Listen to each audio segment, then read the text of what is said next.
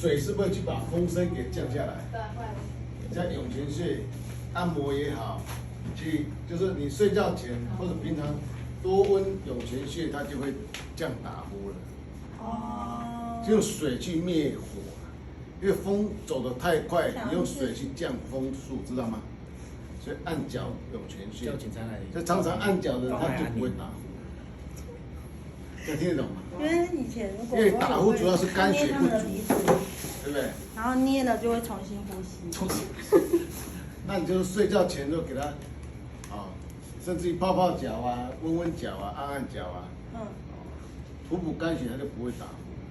如果补肝血，一般就不会打呼。那救急就是按涌泉穴，知道吗？那没电子吗？你的电池。